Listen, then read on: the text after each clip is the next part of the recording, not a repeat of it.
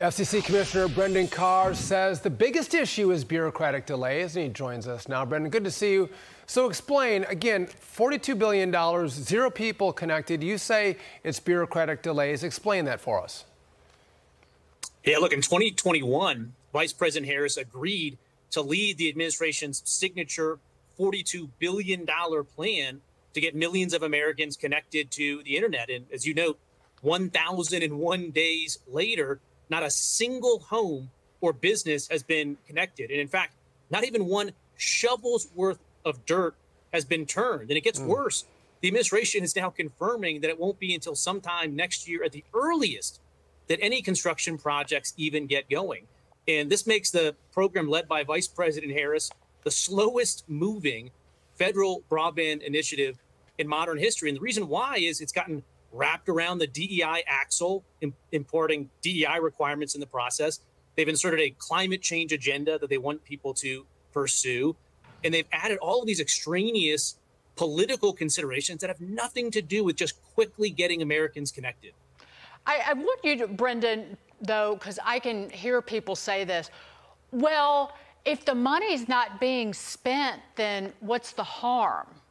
You have to explain the harm, because is it being wasted somehow? Is the money being spent not just on what it's supposed to be spent on, if that makes sense? Yeah, the biggest harm is we're leaving families stuck on the wrong side of the digital divide needlessly. I was just in Pennsylvania last week holding a roundtable with some of the community members that are supposed to benefit from these dollars. Pennsylvania alone was supposed to see 1.16 billion of those funds to connect about 280,000 homes and businesses. And they're just still stuck waiting. And I talked to education leaders, healthcare officials. I mean, having a high-speed connection is so vital to so many components of our lives. Those people should have been delivered on the promise of high-speed connectivity by now. Same here at Nevada, where I am today. Nevada was supposed to get 416 million of that 42 billion to connect over 44,000 homes and business. All these people are just getting left behind needlessly, and that's a real cost. Well, I think there's 2 costs here. One, again, I come from a place where it's rural, and there's either really crappy broadband or they don't get access to it. That's important. But also you have people who have businesses that are willing to move to these lower populated, lower income areas and set up shop, but they can't come because they don't have the internet infrastructure there. And so you're losing on both fronts.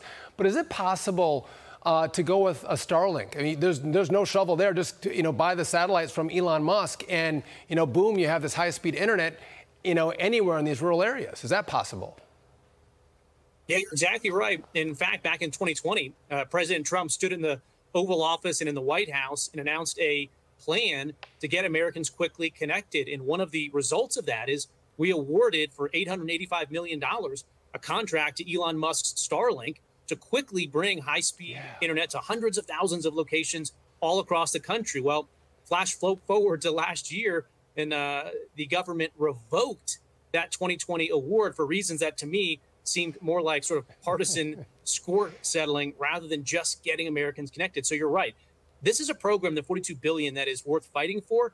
And the truth is we can quickly correct course, get rid of the DEI requirements, get rid of the climate change agenda, get rid of the technology bias, let Elon Musk's Starlink compete on a level playing field. Then you can see people quickly connected with this program, but we need to change course. Brendan, you changed course by changing who is running the country.